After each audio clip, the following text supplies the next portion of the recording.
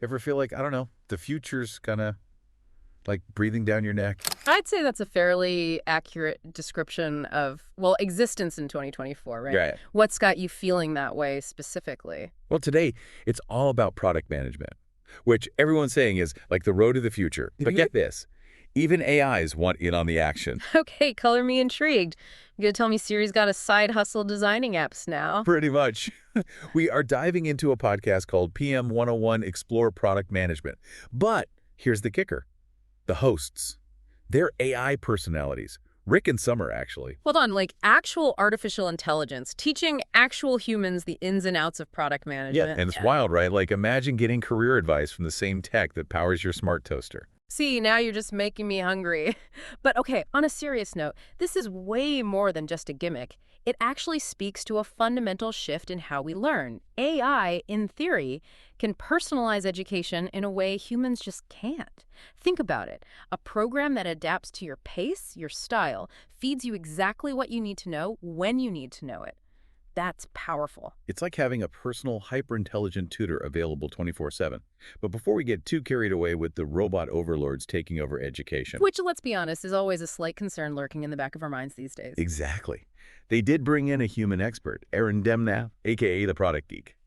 So it's this interesting blend of cutting-edge AI and like good old-fashioned human experience. Which is essential, let's be real. Especially in a field like product management. It's not just about data points and algorithms, right? You got to understand people, what they want, what they need.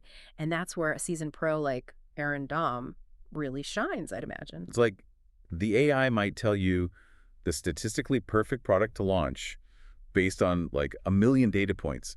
But Arindam could tell you if people will actually want to buy it, you know? And he can probably give you some killer marketing tips while he's at it. There you go. It's that human touch. And speaking of marketing, did you catch the podcast's tagline? It's something like, tell your friends, help us go viral. Wait, really? That's kind of meta, right? They're literally using the principles of product marketing to promote their product management podcast. Precisely. They're living their own curriculum, which I gotta say is pretty slick. But let's get back to your original point. This whole thing, it really does make you think about the future of education, right? If AI can teach something as complex as product management today... What can it teach tomorrow? Exactly. And that's the real question, isn't it? What field will they revolutionize next? All right. Ready to dive in this week? Yeah, let's do it. This week, we are tackling digital product management. Oh. We're working with week 1 reading material.pdf. Sounds good. And from the looks of it, there's a lot to unpack. This document seems like it could save people from some serious product management headaches. You know, help them dodge those bullets. Yeah, it can definitely be a minefield out there. Yeah. We've all heard those stories, right? Right. Where business pours everything into a product. Oh, yeah. Blood, sweat, and tears. And then it launches. And crickets. No one wants to buy it. Total nightmare fuel. It really is. And this document, it doesn't shy away from that at all. No, not at all. Like right off the bat. Right out of the gate. It emphasizes, you know, nailing down that market sizing. They actually highlight, remember that, what was it, that high-tech juicer? Oh, yeah, yeah. The one that was supposed to revolutionize juicing? Well, the ultimate juicing experience. But it turned out people were, like, perfectly content with their regular old juicers. Right, who knew? Exactly. Sometimes simpler is better. You know, I actually think I still have one of those old school juicers in the back of my cupboard.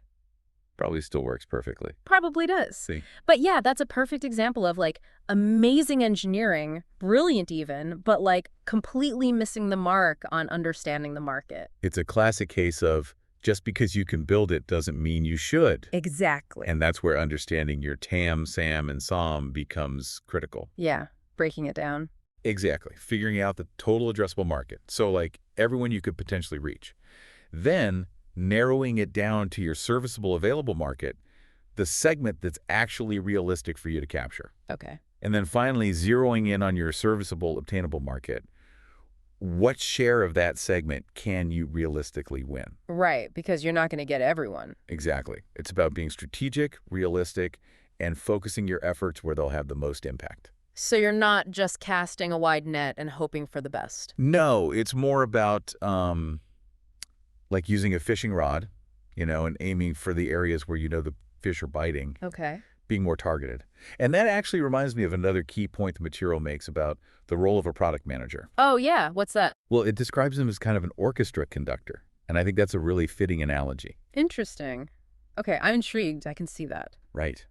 Think about it. You've got all these different instruments in the orchestra, designers, engineers, the marketing team, Mm-hmm. each with their own expertise, their own part to play. Yeah. And the product manager is the one who brings them all together, makes sure they're all in sync, all working towards that same harmonious goal.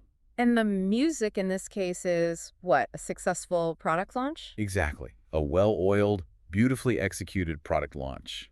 And of course, just like an orchestra needs a conductor to guide them, keeps them on track, a product team needs a strong product manager to do the same. So you're saying they're kind of like the glue that holds everything together? Exactly. They're the central point of communication, the Right. ones who make sure everyone is on the same page, understands the vision, and is moving in the right direction. Okay, so it's not just about having a great idea for a product. It's about managing all the moving parts, all the different personalities involved in bringing that idea to life. Absolutely. It's a very multifaceted role.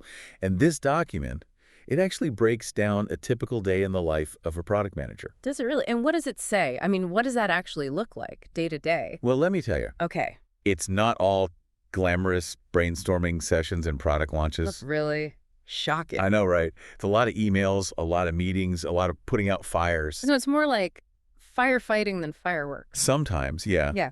But it's also about being incredibly adaptable. Yeah. Things change quickly in the tech world, so Right. you have to be able to think on your feet, adjust your plans, and keep everything moving forward, even when things get a little chaotic. So a good product manager is someone who thrives in that kind of fast-paced, ever-changing environment. Absolutely. They're problem solvers, communicators, and they're not afraid of a little challenge. Okay, so you've got to have a certain personality type to really excel in this field. It's not for the faint of heart. No, you've got to be able to handle a little pressure, but it's also incredibly rewarding.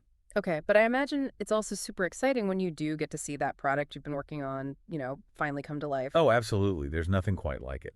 And that actually brings us to the next part of the document that I found really interesting. Oh, yeah. What's that? It outlines the entire journey of an idea. Okay, from like that initial spark. Exactly. From that initial aha moment all the way to, well, sometimes an idea reaches its expiration date Right, right. and it's time to retire it.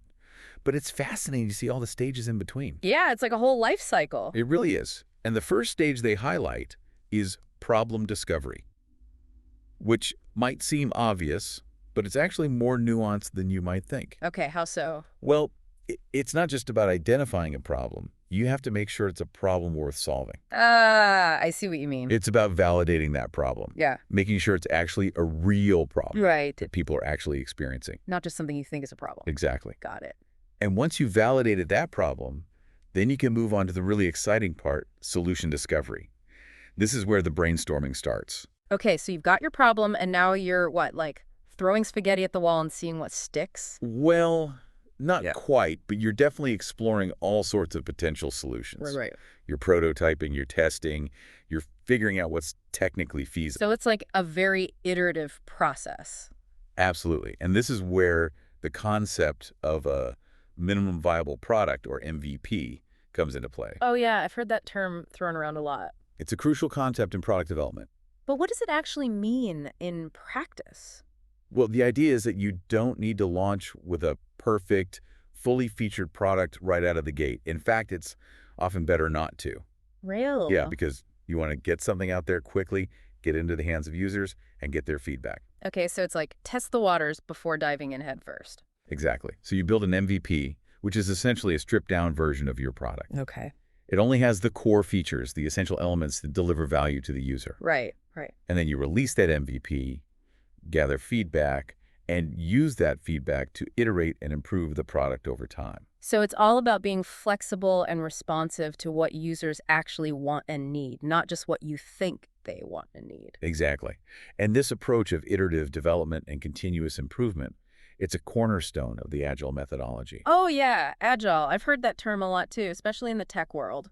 It's become the go-to approach for many software development teams. and for good reason. So what makes it so popular?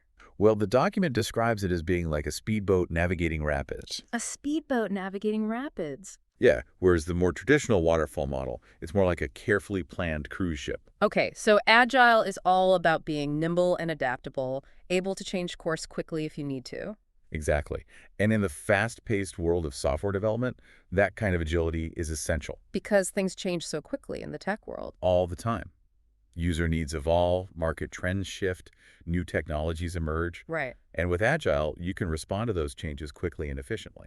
So you're not stuck in a rigid plan that no longer makes sense? Exactly. Agile allows you to be more, adaptable? Exactly. Adaptable, responsive, and ultimately more successful in meeting the needs of your users. And speaking of understanding your users, the document also delves into the importance of data analysis as a key skill for product managers. Right. It did mention a few terms that, I'll admit, I had to brush up on a bit, Oh, like what? like natural frequency and cohorts. Ah, yes.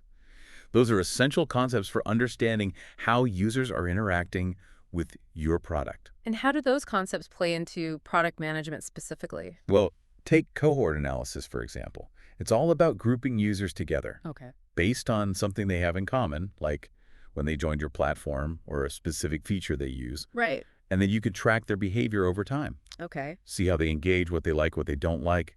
It can reveal some really valuable insights that you might miss otherwise. So it's like you're uncovering hidden patterns in user behavior. Exactly. It's like having a secret window into how people are actually using your product. I like that. A secret window. So it's not just about looking at the raw data, it's about knowing how to interpret it, how to find those meaningful insights that can help you improve your product. Exactly. And the cool thing is, there are some great tools out there that can help with this. The reading material mentions a few popular ones like Miro and Draw.io. Miro. Okay, yeah, I've heard of that one. It's like that online whiteboard, right? Yeah, exactly. Where you can collaborate with your team visually. We've used that. It's fantastic for creating user journey maps, brainstorming ideas, and just getting everyone on the same page visually. Yeah, I find that visual element really helpful, especially when you're trying to communicate complex ideas or processes. Absolutely. And then you've got Draw.io, which is great for those more detailed flowcharts and diagrams. Okay, yeah, that makes sense. So Miro is more for the big picture, brainstorming, visual collaboration, and Draw.io is for the nitty-gritty, detailed process mapping. You got it. Nice. It's amazing how technology has revolutionized the way we work, even in something as creative as product management. It really has. But even with all these amazing tools, you know what they say, a poor craftsman blames his tools. Right. Even with the best tools in the world, you still need the skills and knowledge to use them effectively. And one of those essential skills, it seems like, is good old-fashioned communication. Absolutely. The document really emphasizes the importance of strong writing skills for product managers. Makes sense, right? Oh, absolutely. Think about it. Okay. You're constantly communicating, documenting your product vision, Right. writing emails, presentations, user stories, you name it. Yeah, you're basically a storyteller. In a Right. way, yeah. You're telling the story of your product to your team, to your stakeholders, to your users. Exactly. Hmm. And to do that effectively, you need to be able to write clearly, concisely, and persuasively. Because you're not just managing a product, you're managing people's expectations. You're building consensus. You're getting everyone excited about this vision that you have. You're a salesperson, a diplomat, and a writer all rolled into one. That's a lot of hats to wear. It is. Yeah. But it's also what makes the role so dynamic and rewarding. And speaking of tools of the trade, this document introduces a problem-solving framework I found really intriguing. It's called first principle thinking. Oh, yeah, that's a good one. It's something that innovators like Elon Musk swear by. Yeah, he's a big proponent of it. And for good reason. It's a powerful way to break down complex problems and get to the root of the issue. So instead of just accepting things as they are, you're encouraged to question everything. Exactly. Instead of saying, this is how it's always been done, you ask, why is it done this way? Is there a better way?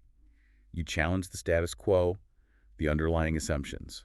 And that can lead to some pretty groundbreaking innovations, right? Absolutely.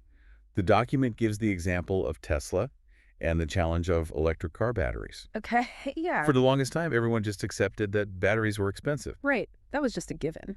But Elon Musk and his team, they took a first principle thinking approach. And what did that look like in action? They broke down the problem. They asked, Why are batteries so expensive? What are the fundamental factors driving up the cost? Is it the materials, the manufacturing process, the supply chain? And by really dissecting the problem, they were able to come up with some innovative solutions that ultimately drove down the cost of batteries, making electric vehicles more accessible to the mass market.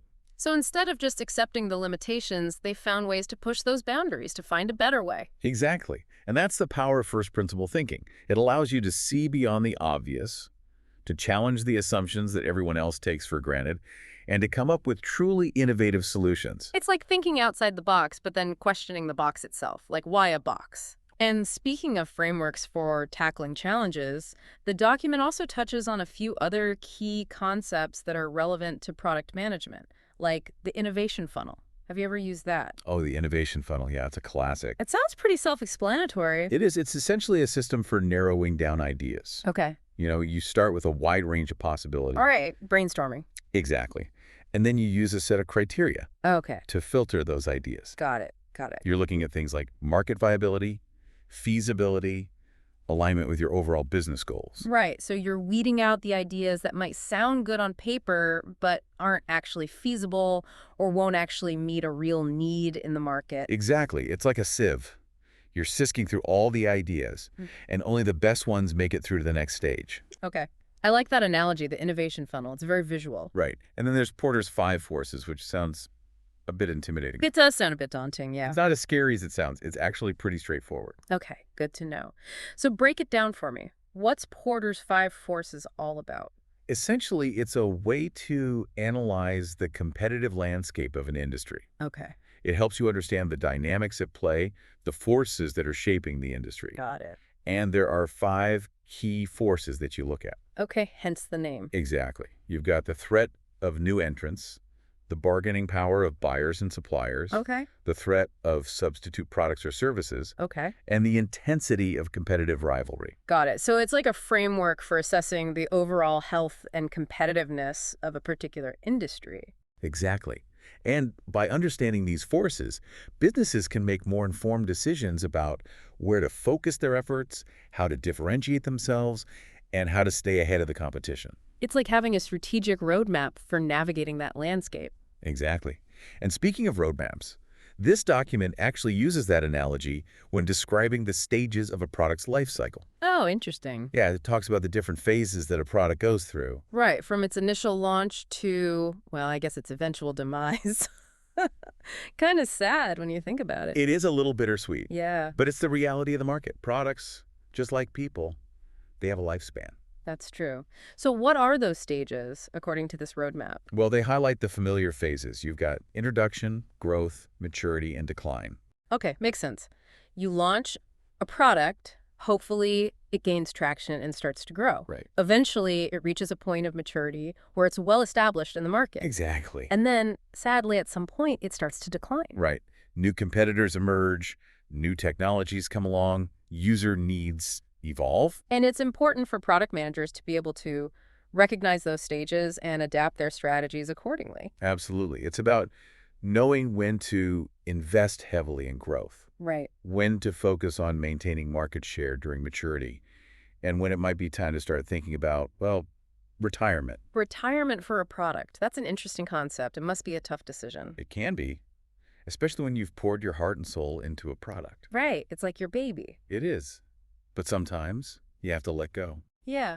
Sometimes it's better to retire a product gracefully than to let it, fade away into obscurity or become obsolete. Exactly. It's about recognizing when a product has run its course and making the strategic decision to invest your resources elsewhere, perhaps in developing the next generation of innovative solutions. It's like knowing when to say goodbye to that old car, even if you have fond memories of all the road trips you took in it. Exactly.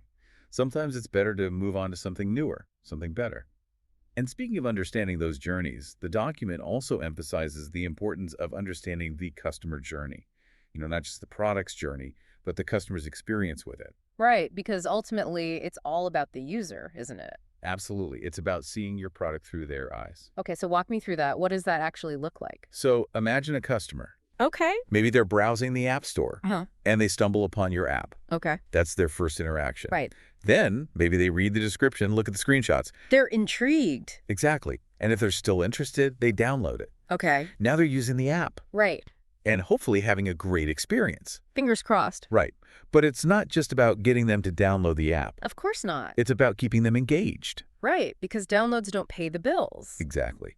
You want them to become loyal users. Right, repeat customers, brand advocates, all that good stuff. Exactly. So you have to think about every step of their journey, from that initial discovery all the way to ideally becoming a long-term paying customer. Okay, so it's about mapping out all those touch points, all those interactions that a customer has with your product, and making sure that each one is as smooth and enjoyable as possible. Precisely. And that's where those other acronyms you often hear in the tech world, UI and UX design, come into play. Right, UI and UX, user interface, and user experience. Exactly. And they're both essential for creating a product that people will love to use. Okay, so break it down for me. What's the difference between the two? So UI, or user interface, it's all about the look and feel of your product. Okay. The visual elements, the layout, the colors, the typography. So it's like the aesthetics, the visual design. Exactly. It's like when you walk into a store, the UI is like the interior design, the way the products are displayed, the overall ambiance. Okay, I get it. So it's about making a good first impression visually. Exactly. And then you have UX, or user experience, which is all about how the product actually works. Okay, the functionality. Yes, but more than that, it's about how easy and intuitive the product is to use, Okay. how smoothly the user can navigate through it, Right. how quickly they can find what they're looking for. So it's about making the experience of using the product as pleasant and frictionless as possible. Exactly. It's about anticipating the user's needs and designing the product in a way that feels natural and intuitive. So it's not just about making a product that looks good, it's about making a product that works well and is actually enjoyable to use. Precisely. And the document stresses that UI/UX design should always be approached with the user in mind. It's not about cramming in as many features as possible Right. or using the most cutting-edge design trends just for the sake of it. It's about understanding your users and designing a product that meets their needs in the most elegant and effective way possible. So it's about finding that sweet spot between form and function. Exactly. You want a product that looks good and works well. And speaking of working well, the document also touches on the importance of setting clear goals for your product and then actually tracking your progress towards achieving those goals. Right, because what's the point of building something if you don't know if it's actually successful or not? Exactly. And that's where OKRs come in. OKRs. Yeah, objectives and key results. Okay, I've heard that term before, but never really understood what it meant. So basically, OKRs are a framework for setting goals, Okay. but not just any goals. What kind of goals? Ambitious goals, Where? measurable goals, I like where this is going. goals that are aligned with your overall business strategy. Okay, so it's like having a roadmap for your product, a clear sense of direction. Exactly. And the key results part, that's all about tracking your progress. How do you know if you're on track to achieve those ambitious goals? You need to have specific, measurable metrics in place. So it's not just about setting a goal like, we want to increase user engagement. It's about saying, we want to increase user engagement by 20% in the next quarter. And then figuring out how you're going to measure that and then tracking your progress along the way. Exactly. It's about being specific, measurable, achievable, relevant, and time-bound. There are a lot of acronyms in the product management world. There are, but they're all useful. Okay, so we've got our goals, we're tracking our progress. What else does this document highlight as being important for product managers? Well, one thing that really stood out to me was the emphasis on continuous learning. Continuous learning in the context of product management. Absolutely. The tech landscape is constantly evolving. Oh, tell me about it. It's like trying to drink from a fire hose sometimes, keeping up with all the changes. Right. New technologies are emerging all the time. Best practices are evolving. Right. What works today might be outdated tomorrow. Exactly. So as a product manager, you can't just rest on your laurels. You have to constantly be learning, adapting, and evolving your skill set. Precisely. And that means staying curious, being open to new ideas, and never being afraid to ask questions. So it's not just about being knowledgeable, it's about having a certain mindset. Absolutely. It's about embracing a growth mindset. Okay, I like that. And how do you do that in practice? Well, it's about actively seeking out opportunities to learn. Okay, like what? Give me some examples. Attend industry conferences, read books and articles, Right. listen to podcasts. Well, you're preaching to the choir here. Exactly. But seriously, there are so many great resources out there. It's just about being proactive and making the time to learn and grow. And that brings us back to something we talked about earlier, that this document isn't afraid to address the less glamorous aspects of product management. Right, like the fact that not every idea is a winner. Or that even the most successful products eventually reach a point of, well, decline. Exactly. And as a product manager, you have to be prepared for that. You have to be able to recognize when an idea's time has come or when it's time to say goodbye to a product, even if it's been successful. It can be tough. It is. It's like saying goodbye to an old friend. I get it. But sometimes it's necessary to make room for new ideas, new innovations. So true. So as product managers, we need to be ready for those transitions, Yeah. Be prepared to pivot, to embrace those changes. Exactly. And that's what this document has really driven home for me. Yeah, me too. It's about so much more than just building cool things. It is, yeah. It's about solving problems, making people's lives easier, better, more enjoyable. Exactly. It's about understanding those user needs, their pain points. Yeah, and then using our skills, our creativity, to come up with elegant and effective solutions. And never being afraid to, challenge assumptions. Oh, absolutely not. Question everything, like really dig down to the core of the problem. And, being able to communicate all of that Oh, yeah. to your team, to your stakeholders, to your users. Everyone. Exactly. So yeah, this document, it's been a great reminder of all the facets of this field, It really has. And for anyone listening who's, considering a career in product management, I think this is a great place to start. It really is. And for those of us who are already knee-deep in it, Yeah. it's a good reminder to, never stop learning, never stop questioning, and never lose sight of the user. Couldn't have said it better myself.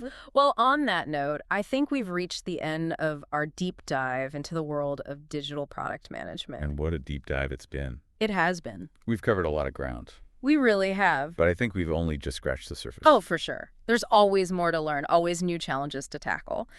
But that's what makes this field so exciting. Absolutely. So to everyone listening, whether you're a seasoned pro or just starting out, keep asking those why questions, stay curious, and never stop building amazing products. Until next time.